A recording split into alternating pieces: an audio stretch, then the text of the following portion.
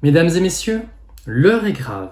Vous le savez certainement, mais le gouvernement en a marre de Airbnb, Booking et de tous ces loueurs en location courte durée qui gagnent de l'argent. D'ailleurs, dans beaucoup de villes, c'est même les riverains qui en ont marre parce qu'effectivement, certains quartiers ont été complètement transformés. Il n'y a plus personne qui habite sur place puisque tous les propriétaires ont transformé les logements en meublés de tourisme. Par conséquent, le Sénat a adopté une loi. La loi, elle n'est pas encore adoptée puisqu'elle va devoir être délibérée en commission mixte paritaire, mais entre nous, c'est le genre de loi qui rapporte des voix. Donc, vous vous doutez bien de ce qui va en advenir. Mais quels sont les contours de cette loi au travers de toutes ces propositions? Tout d'abord, on va commencer par une bonne nouvelle, puisque ceux qui faisaient de la location courte durée avec leur résidence principale étaient également dans le viseur et il était sujet de potentiellement réduire les 120 jours à 90 voire 60 jours. Et bien pour tous ceux qui font ça et qui louent une partie de leur logement qui est leur résidence principale, bonne nouvelle, les 120 jours sont conservés.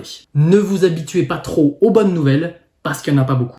Deuxième élément important, une amende civile était à la base prévue pour celles et ceux qui ne faisaient pas de changement d'usage, alors qu'il est normalement demandé lorsque l'on veut faire de la location courte durée, notamment dans les grandes villes, qui passe donc du coup une amende de 50 000 € à 100 000 €. Petit rappel, parce que beaucoup de personnes confondent usage et destination. Lorsque vous voulez faire de la location courte durée et que vous êtes dans une ville de plus de 200 000 habitants, eh bien, vous devez faire passer votre habitation non plus justement en habitation en termes d'usage, mais bien dans neutre. Par conséquent, l'État considère que vous sortez du parc locatif ou de la zone d'habitation un logement de telle surface. Par conséquent, dans la plupart des cas, et on va y revenir un petit peu plus tard, il vous est demandé une surface compensatoire doublée. Si vous ne faites pas ça, eh bien l'amende maximale était à la base à 50 000 € si vous ne l'aviez pas fait, eh bien demain, elle sera peut-être à 100 000 €. Elle sera certainement à 100 000 €. Autant vous dire que vous serez contraint de vendre si jamais ça vous tombe dessus. En parlant de vente, vous avez le guide Start Transact pour ceux qui veulent avoir les bases de la transaction immobilière. Bref. En troisième point, vous aviez aussi une déclaration d'enregistrement à effectuer et il semble que cette déclaration d'enregistrement va être limitée dans le temps et vous allez avoir donc une durée de validité qui sera de 5 ans. Parce que oui, lorsque vous vous lancez dans la location courte durée, évidemment que vous devez vous enregistrer auprès de votre mairie. C'est juste une déclaration, mais il faut le faire. Et ça, je sais qu'il y en a quand même pas mal qui ne le font pas. Ça permet à la mairie et à l'État de savoir qui fait quoi et où avec son logement. Une autre chose qui avait été faite pour, entre guillemets, éviter à faire cette déclaration et donc à pouvoir louer tranquillement son logement sur Airbnb, c'était que tout simplement beaucoup de propriétaires donnaient les clés à une conciergerie, percevaient exclusivement les loyers que la conciergerie leur donnait et la marge était faite par la conciergerie pour pouvoir exploiter la location courte durée. Et souvent, il était de bon ton, par exemple, d'ouvrir sa propre conciergerie dans la mesure où vous aviez un peu de volume pour pouvoir éviter tous les problèmes, notamment au niveau du changement d'usage. Eh bien ça, ce sera terminé. Parce qu'effectivement, c'était à l'époque à la conciergerie de faire cette déclaration d'enregistrement. Eh bien maintenant, non. Ce sera nominatif et ce sera donc bel et bien au loueur de le faire. Par conséquent, si vous aviez cette astuce par rapport à vos conciergeries, ça ne fonctionnera plus. Cet enregistrement, bien sûr, durera 5 ans, comme on l'a vu précédemment. Alors vous allez me dire, oui, mais pas vu, pas pris, je vais continuer à louer, de toute façon tous mes voisins le font, et ils n'auront pas le temps de contrôler tout le monde. Vous en faites pas, tout est prévu. Cinquième point, peut-être que vous ne ferez pas correctement les déclarations, mais cela étant dit, vous allez bien devoir passer par Airbnb, Booking, Gabritel ou encore Expedia pour pouvoir recevoir les clients. Eh bien, ces plateformes-là, et toutes les plateformes qui font de la location courte durée, vont être obligés à transmettre certaines données sur les meublés de tourisme loués. S'il s'avère que ces plateformes-là ne le font pas, elles risquent pareil 50 000 € d'amende par information non transmise et par logement sur les appartements.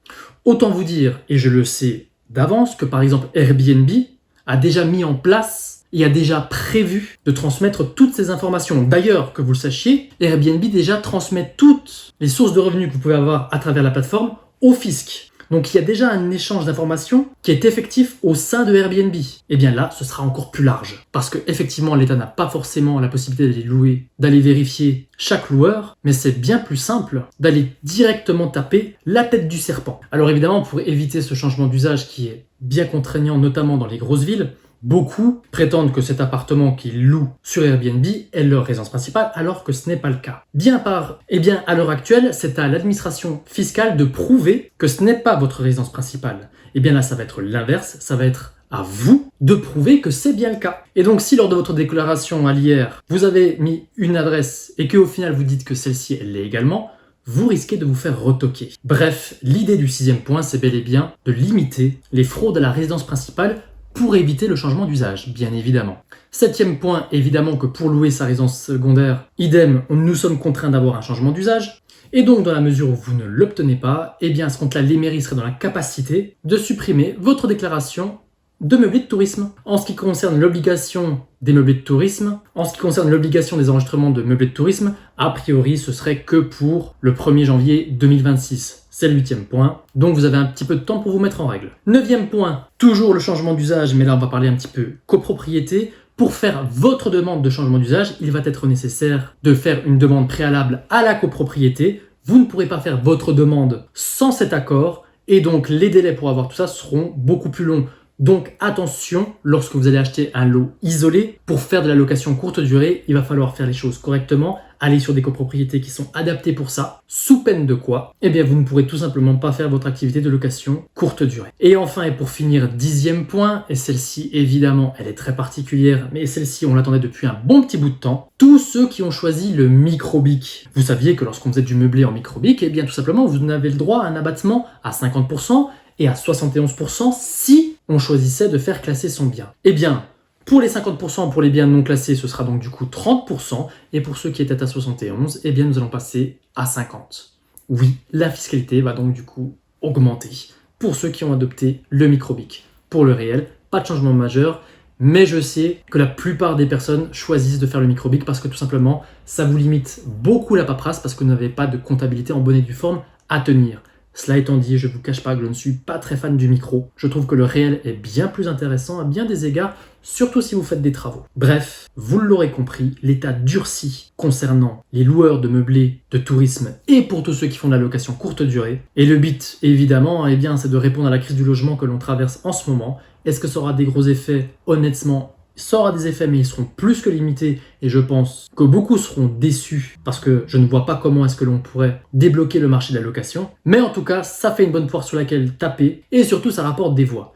Je ne vous dis pas qu'il ne faut plus faire de location courte durée, je vous dis d'y faire très attention et qu'aujourd'hui, il va falloir vraiment cibler ces projets et les faire très très intelligemment parce que effectivement, l'État veut taper dessus, beaucoup de riverains en ont marre et dans beaucoup de copropriétés, et là je peux vous en dire quelque chose, les gens s'en plaignent énormément. Donc, c'est politiquement correct de faire tout ça. Pour ceux qui veulent une vidéo sur le changement d'usage et le changement de destination, parce que je sais qu'il y a beaucoup de confusion là-dessus, bah écoutez, mettez-le moi en commentaire et n'oubliez pas de vous abonner, parce que je pense que c'est un sujet qu'on va vraiment rapidement retraiter et qu'on va vraiment approfondir, parce que je vois encore beaucoup d'erreurs aujourd'hui. J'espère que cette vidéo vous a plu. Je vous dis à très vite pour de nouvelles vidéos.